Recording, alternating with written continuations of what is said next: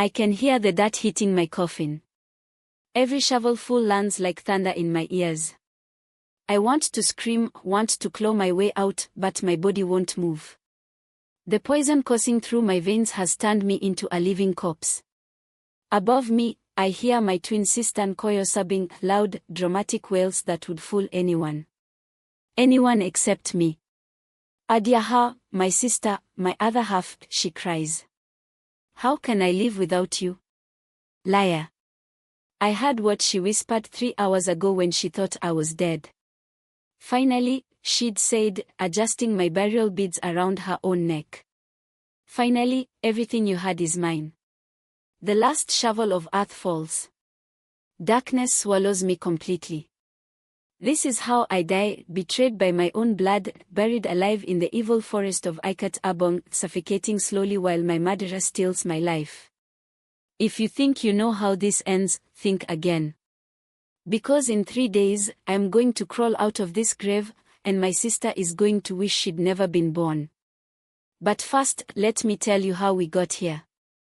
My name was Adiaha Okon, and I was supposed to be the luckiest woman in Cross River State.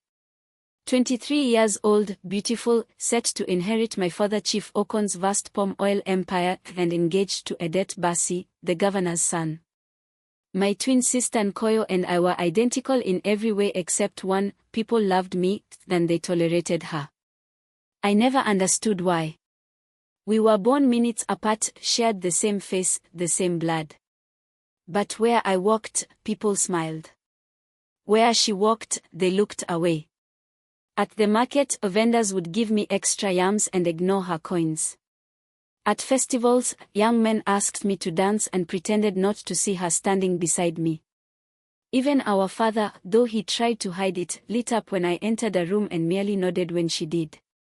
It's not fair, Adiaha, she told me one night, 2 weeks before my death.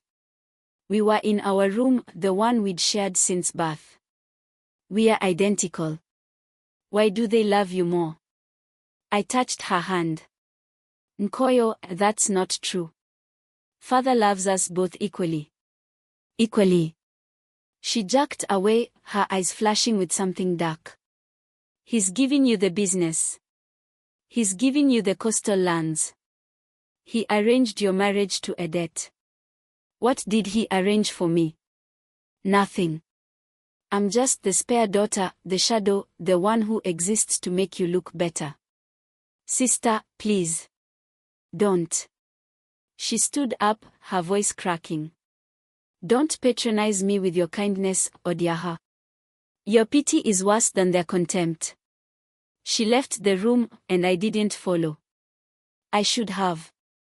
Maybe if I'd understood the depth of her pain, I could have prevented what came next.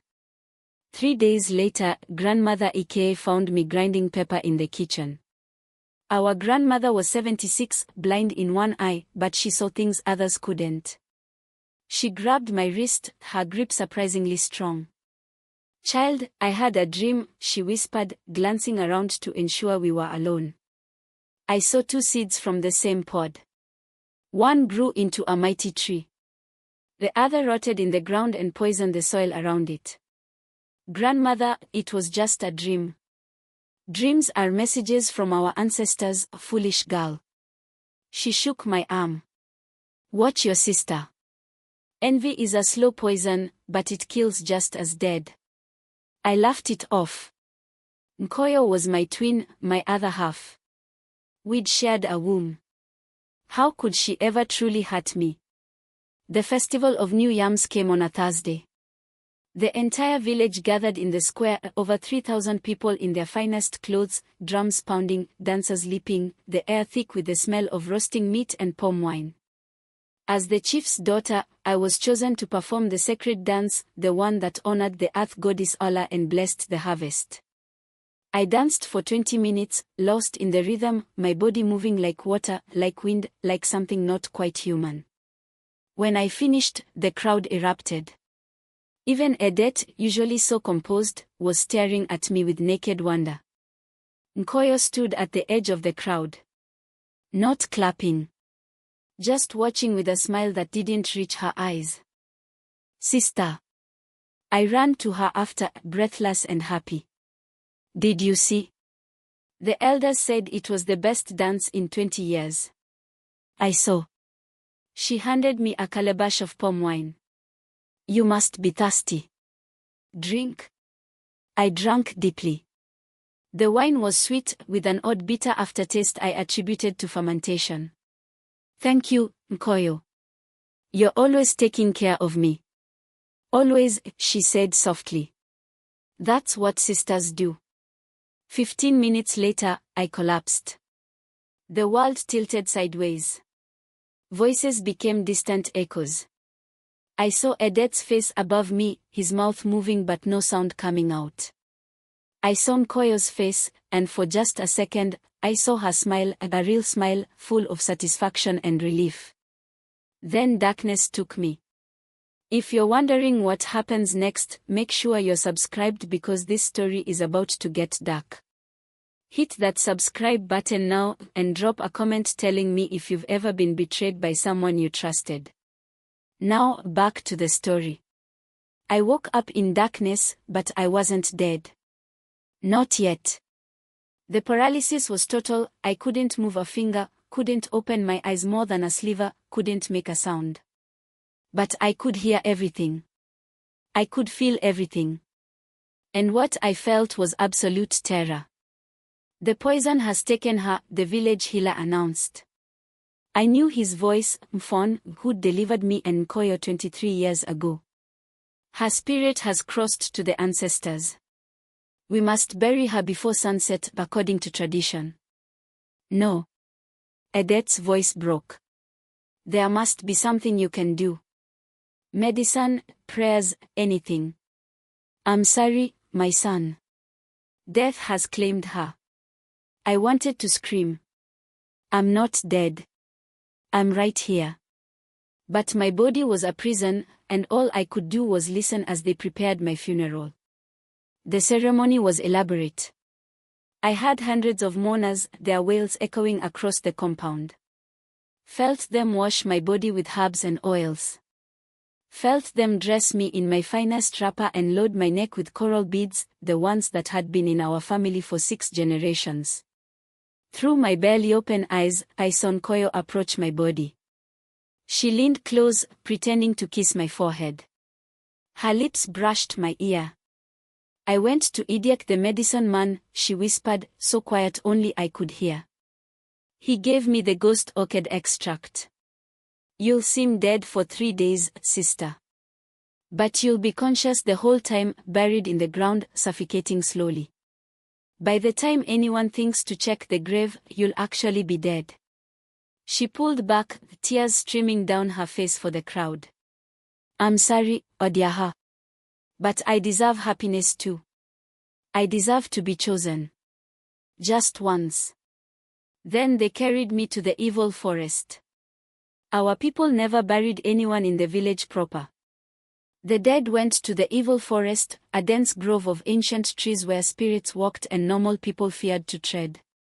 They laid me in a wooden coffin, and that's when the true horror began. The sound of the coffin lid being nailed shut. The sensation of being lifted, carried, then lowered into the ground. The first shovel of dirt hitting the wood. I tried everything to move. Prayed to every god I knew. Begged my ancestors for help. Nothing. The dirt kept falling, kept piling up, until finally there was silence. Heavy, suffocating silence. 3 days, she'd said. I had 3 days of consciousness before death took me for real. 3 days of breathing recycled air in a wooden box underground. 3 days of madness. Time lost meaning in the darkness. I couldn't tell if minutes or hours had passed. The air grew thick and hot. My lungs burned with each shallow breath. I tried to count heartbeats to measure time, but panic made my heart race, made the numbers meaningless. Then I heard something. A voice. No voices. Multiple. Whispering in a language I didn't recognize, yet somehow understood. Child of Abong, why do you sleep in our forest? She is not sleeping, brother. She is dying. No. She is murdered. Smell her blood, it carries the poison of betrayal. The voices seemed to come from everywhere and nowhere. My oxygen-starved brain was hallucinating, I thought. Death delusions. She was killed on sacred ground. During our festival. With our blessing dance still fresh on her feet. Abomination. The murderer shares her blood. Twin blood. Greater abomination. Something changed in the air. The coffin began to shake. Not violently, more like it was breathing, expanding and contracting. The voices grew louder, more solid. Child of Abong, hear us. We are the NNMM, the ancestral spirits who guard this forest. Your sister has committed the gravest sin, spilling sacred blood on sacred ground for profane reasons. We offer you a choice. A light appeared in the darkness, soft, green, pulsing like a heartbeat. Through it, I saw them. Figures made of mist and moonlight, neither male nor female, neither young nor old. Spirits. First choice, they said in unison. Pass now to the world beyond. Join the ancestors in peace. Your suffering ends. Peace. God, I wanted peace. Wanted this nightmare to end. Second choice, they continued. Return. But not as you were. We will give you gifts, strength, sight, voice. You cannot die by mortal means. You will hear lies as thunder. You will walk in the dreams of the guilty. The animals and spirits will know you as kin. Why? I tried to say, but only my mind formed the word. Justice, they answered, hearing my thought. Your sister has poisoned more than your body. She poisons the very balance of life and death. Someone must restore it. You were chosen by fate to dance for us. We choose you now to be our instrument. What if I want revenge? Revenge, justice, both are acceptable. But know this, the gifts we give cannot be returned. You will walk between worlds forever. You will never be fully alive again, never fully human. Choose. I thought of Nkoyo wearing my beads. Thought of her comforting Edet with my face. Thought of her sleeping in my bed, eating from my plate, living my life while I rotted in the ground. The rage that filled me was hot enough to burn through the paralysis. Give me your gifts, I said. I choose to return.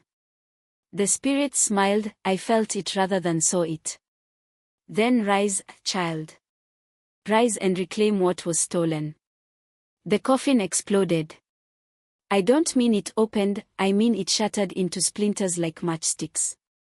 The earth above it erupted, then I shot upward through 6 feet of soil like a seed bursting through ground. I emerged into the night, gasping, covered in dirt and wood fragments and the torn remnants of my burial clothes. The evil forest was alive around me. Trees bent toward me like old friends. Night birds landed on my shoulders without fear. A leopard, the most dangerous animal in our region, approached me, rubbed against my legs like a house cat, then vanished into the undergrowth. I looked at my hands. They were glowing faintly, pulsing with that same green light the spirits had shown me. I was barefoot, half naked, covered in grave dirt, but I'd never felt more powerful in my life. Then I heard it, laughter. Coming from the village direction. My village. My stolen life. I started walking. The forest parted before me. Branches lifted out of my way. Roots smoothed the path beneath my feet. It took 20 minutes to reach the village edge, where I stopped in the shadows. I could see my family compound from there, all the lights blazing, music playing. A celebration. I crept closer, using my new gifts to move silently, invisibly. Climbed the wall like a spider and perched on the roof above the main courtyard. What I saw made my blood freeze. Nkoyo was sitting in my favorite chair, wearing my clothes and my jewelry. Edet sat beside her, too close. My father was telling a story, and she was laughing, touching Edet's arm the exact way I used to. She'd stolen my mannerisms, my expressions, my life so completely that even I had trouble telling the difference. Except for one thing. The real Adiaha would never slap a servant. But Nkoyo did. A young girl, maybe 14, had spilled palm wine near her feet. Nkoyo's hand shot out, cracked across the girl's face with a sound like breaking pottery. Stupid child. Do you know how expensive this wrapper is? The girl fled, crying. Edet looked uncomfortable. My father frowned. But they said nothing.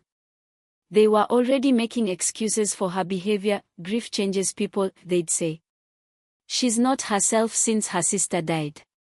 Oh, but she was herself.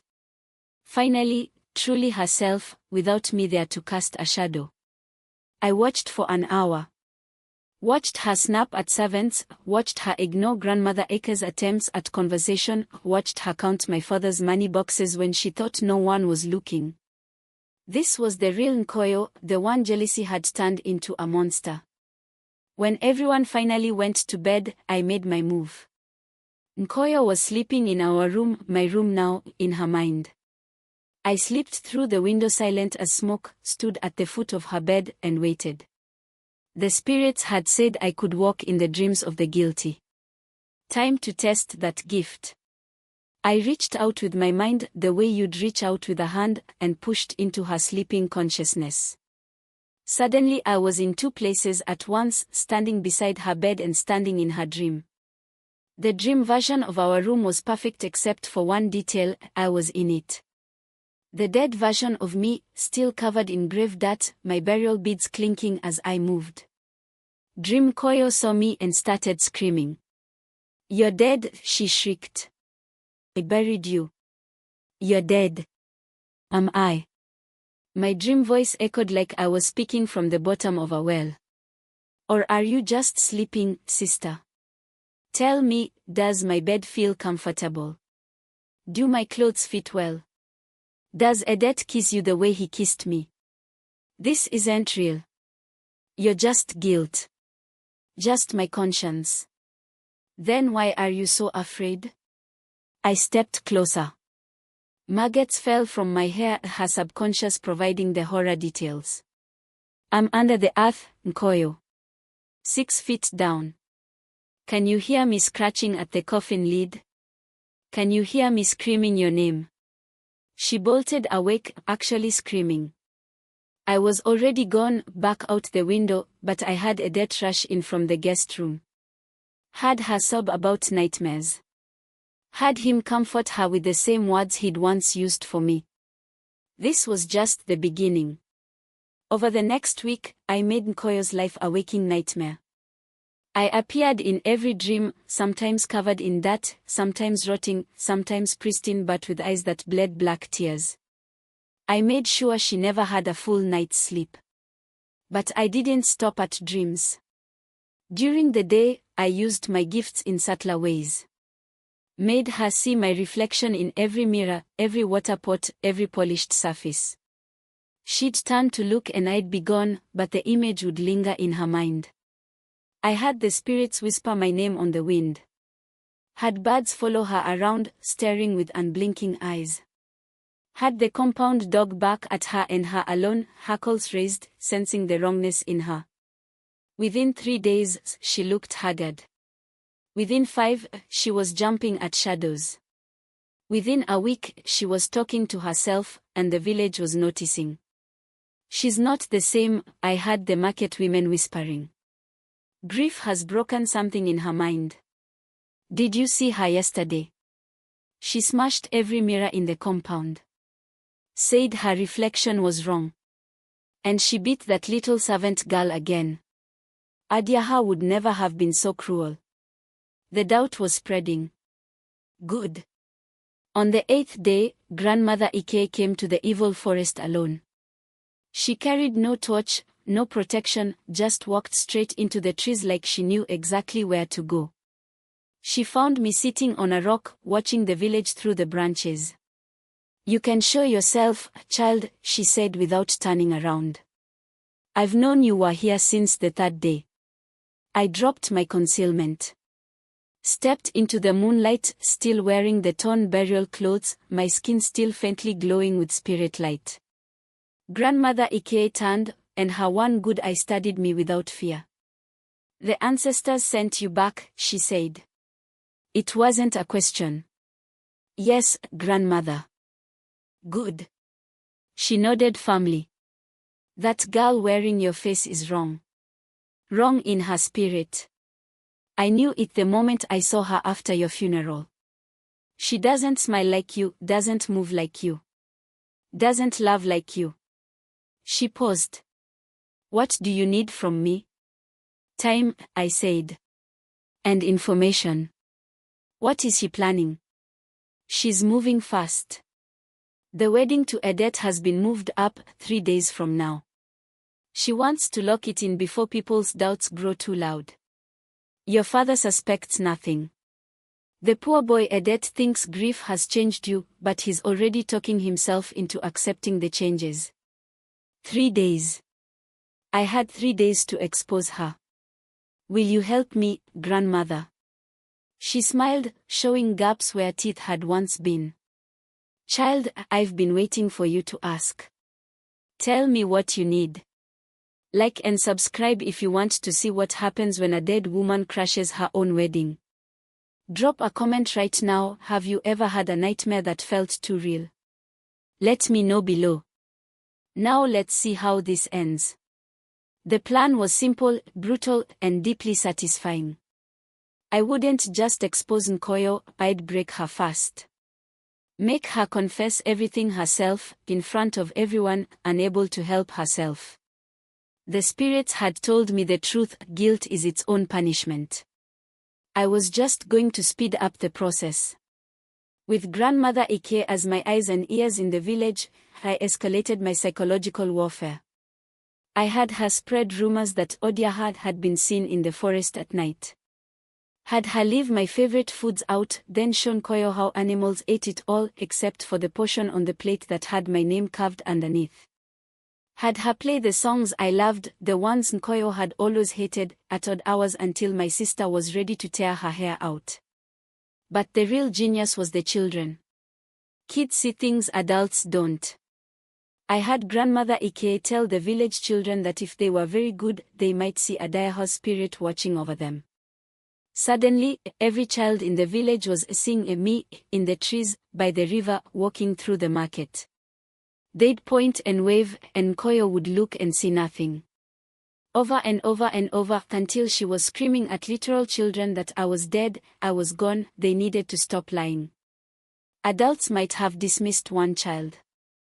But when 20 children say they see the same thing, the whispers became murmurs. The murmurs became concerns. Maybe grief hadn't changed Adiaha. Maybe something else had. 2 nights before the wedding, Idiak the medicine man came to see Nkoyo. I was hiding in the rafters, silent as a ghost, watching everything. He looked terrified, sweat pouring down his face despite the cool evening. "You said she would die," Nkoyo hissed at him.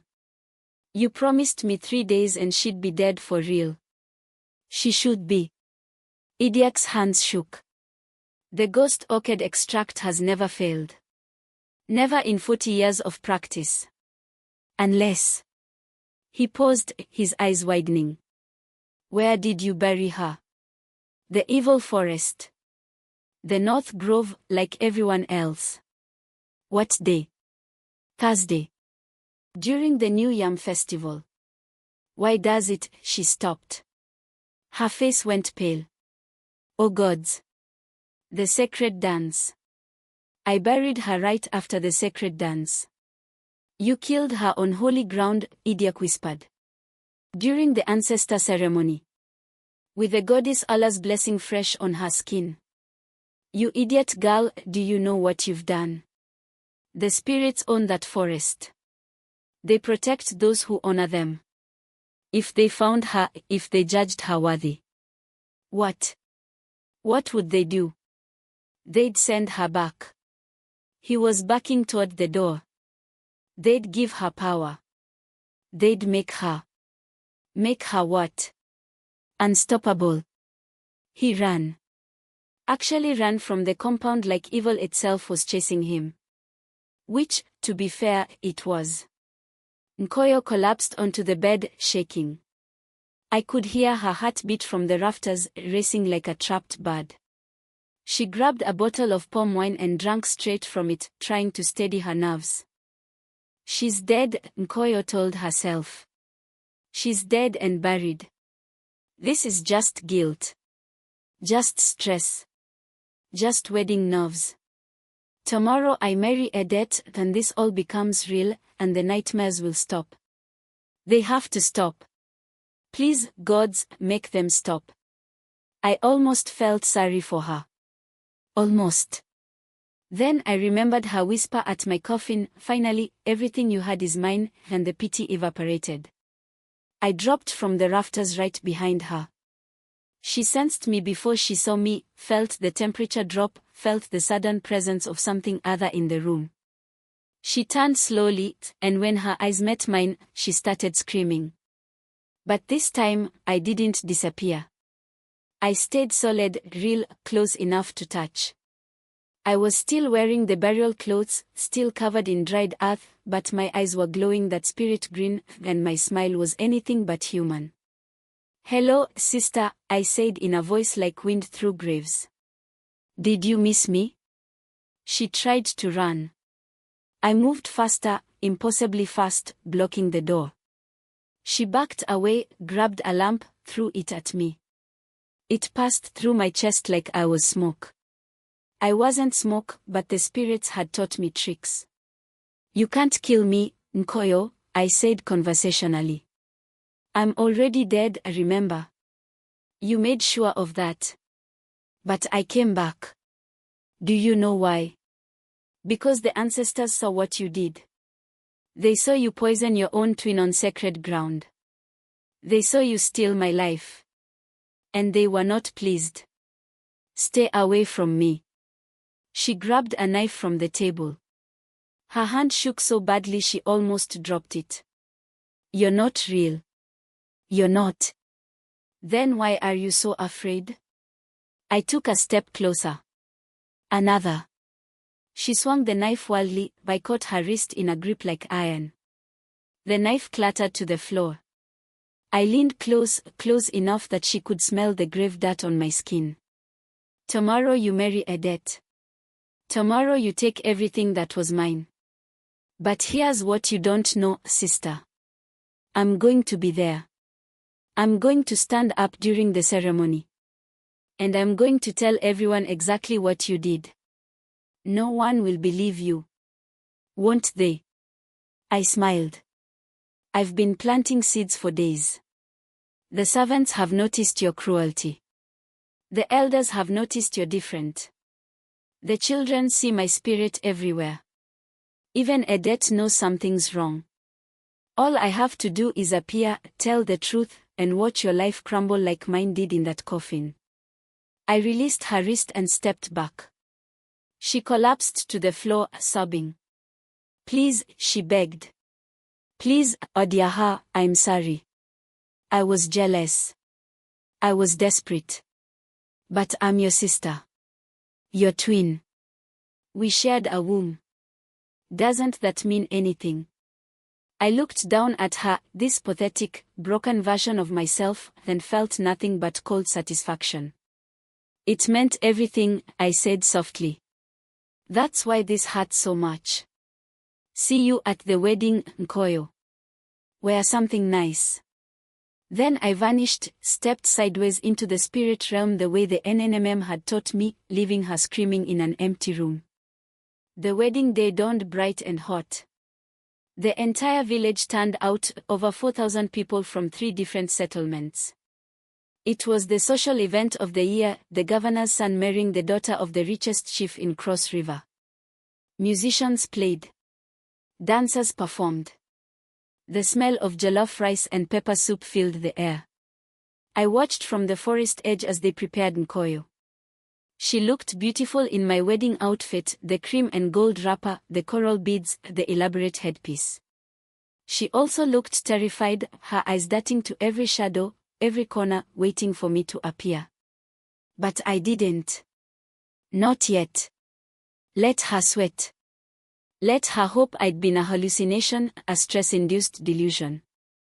Let her think she'd gotten away with it. The ceremony began at noon. Edet stood at the altar in his finest agbada, looking handsome and nervous. Nkoyo walked down the aisle, and I could see her relax slightly with each step. She was going to make it. She was going to pull this off. The elder, Yudo, who'd blessed my birth 23 years ago, began the traditional rites. The 7 blessings. The exchange of palm wine. The joining of hands. They were on blessing 5 when Grandmother Ike stood up. Stop. Her voice rang out across the crowd. People gasped. You didn't interrupt a wedding. It was deeply taboo. This marriage is a lie. Grandmother, please, Nkoyo said, her voice shaking. Grief has confused you. Sit down. I'm not confused, girl. And you're not Adiaha. The crowd murmured. Edet looked between them, confused. What are you saying? Of course she's Adiaha. Who else would she be? Her twin. Nkoyo. The jealous one. The one who murdered my granddaughter and took her place. The murmurs became shouts. Nkoyo's face went white. That's insane. I'm Adiaha.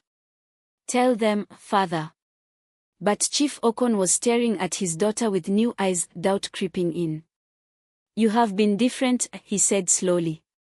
Harder. Crueler. I told myself it was grief, but nothing. I'm your daughter. You're Adiaha. Then explain the scars, Grandmother Ike said. What scars? Adiaha had a scar on her left ankle from falling out of a mango tree when she was 7. Show us your left ankle. Nkoyo froze. The real Adiaha had that scar. Nkoyo didn't, she'd been the one who pushed me out of the tree, had stayed safely on the ground. It was a tiny difference, one she'd overlooked in her planning. Show us, Edet said quietly. This is ridiculous. Show us. Nkoyo bent down, lifted her wrapper slightly. Her left ankle was unmarked, smooth, perfect. The crowd erupted. Abomination. Where is the real Adiaha? What have you done? And that's when I made my entrance. The sky darkened. Not gradually, instantly, like someone had thrown a blanket over the sun.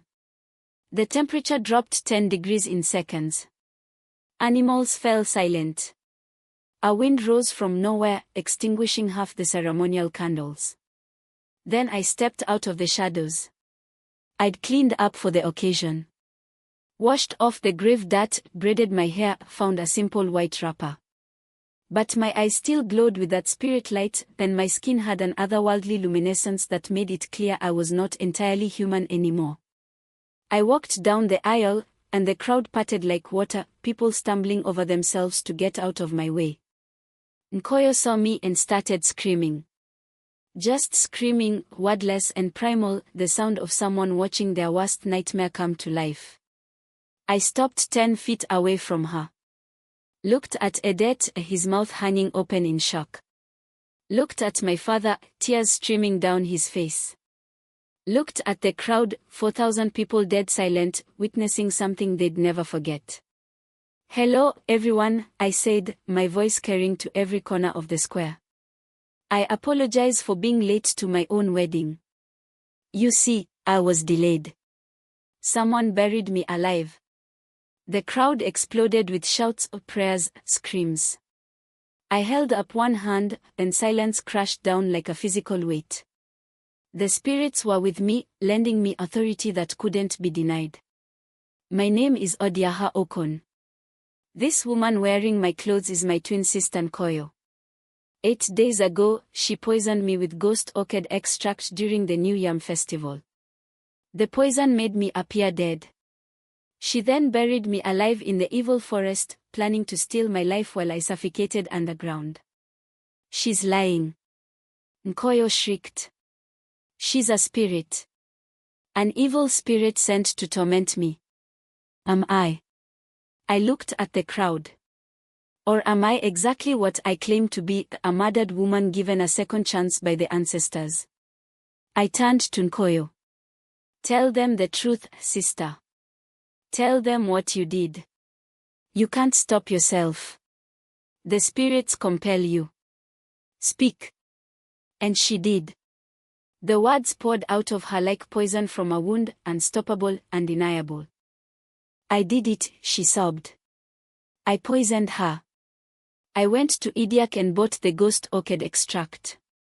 I put it in her palm wine during the festival. I watched her collapse and I was happy. I was so happy because finally, I would be the chosen one. I'd be the one people loved. I'd marry Edet and inherit the business and be special for once in my God's damned life instead of being the shadow, the spare, the one everyone forgot about. She was hysterical now, the confession pouring out in a torrent. I whispered to her at the coffin. Told her she'd die slowly underground. Told her I deserved her life more than she did. And I'm not sorry.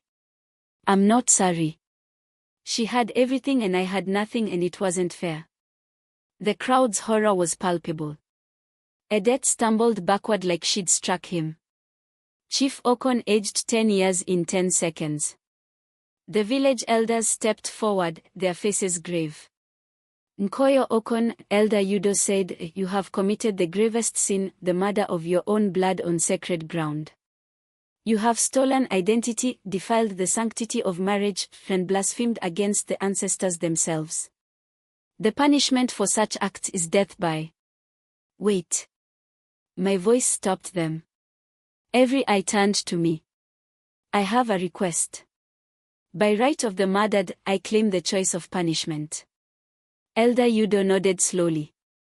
Granted. What would you have us do? I looked at Nkoyo, broken, exposed, destroyed. Part of me wanted her dead. Wanted to watch her face the same suffocation I'd endured. But a larger part, the part touched by the ancestors, knew that death would be mercy. The spirits gave me gifts, I said. Let them give her justice. I ask that she be taken to the evil forest, to the exact spot where she buried me. Let the ancestors judge her. If they find any good in her heart, any remorse, they'll let her pass to the other side in peace. If not, I met her eyes. Then she'll understand exactly what she put me through. Forever. The elders conferred briefly, then nodded. So be it. They dragged Nkoyo away, still screaming, begging, pleading. The crowd watched in silence as she was taken toward the forest. Right before she disappeared into the trees, she turned back to look at me one last time. I'm your sister, she sobbed. Your twin. Please, Adiaha, please. You stopped being my sister the moment you poured that poison, I said quietly. Goodbye, Nkoyo. The forest swallowed her.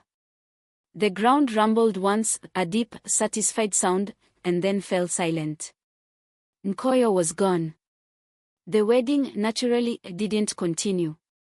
The crowd dispersed slowly, people crying, praying, trying to process what they'd witnessed.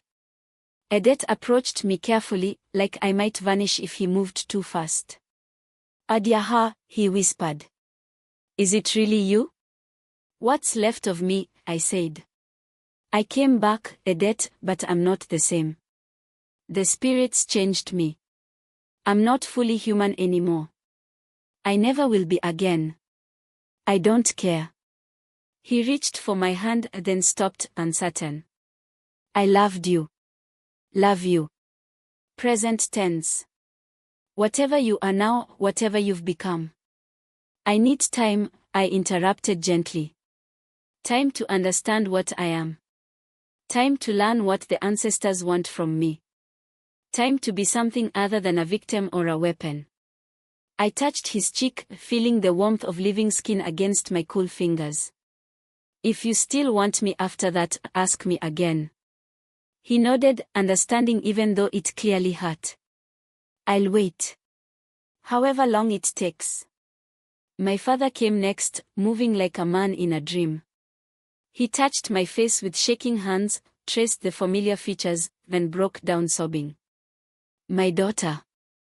My precious girl. I failed you. I didn't see. You couldn't have known, father. I should have. I should have seen her jealousy. Should have loved them equally. Both my daughters. He pulled me into a desperate hug. I'm so sorry. I held him while he cried, this man who'd always been strong, always been certain, now shattered by the knowledge that one daughter had murdered the other. Eventually, Grandmother Ike gently led him away.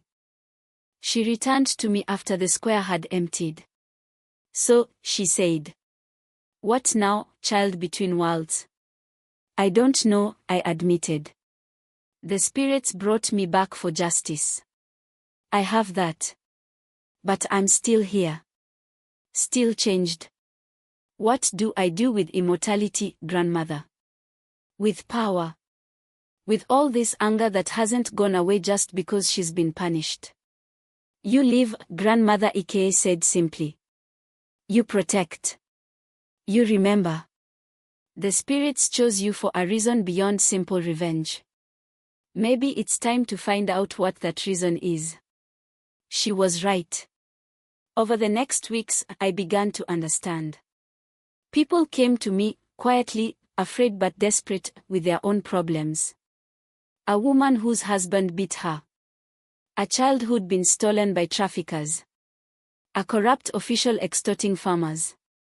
Problems the normal systems couldn't or wouldn't solve. And I solved them. With spirit gifts and ancestor blessings and the kind of justice that didn't care about money or politics or power.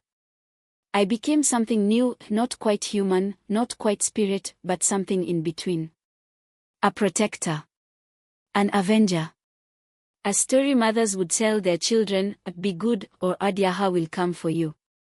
But here's the thing about stories, about revenge, about justice served cold from beyond the grave, they never really end. Because 3 months after Nkoyo disappeared into that forest, I was walking the village boundary at midnight when I heard it. Scratching. Coming from underground.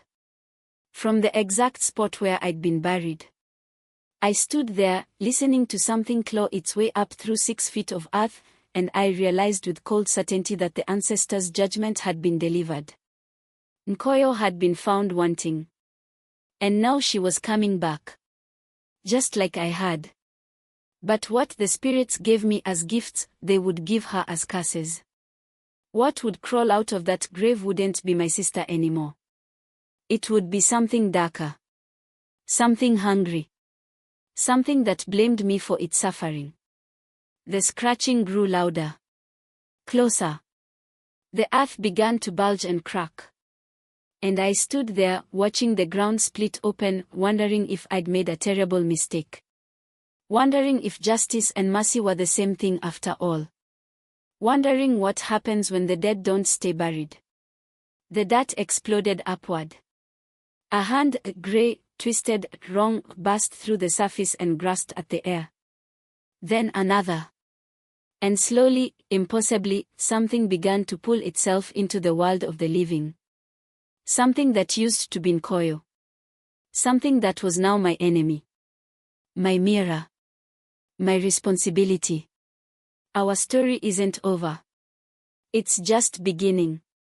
If you made it this far, you need to subscribe right now because this is just chapter 1.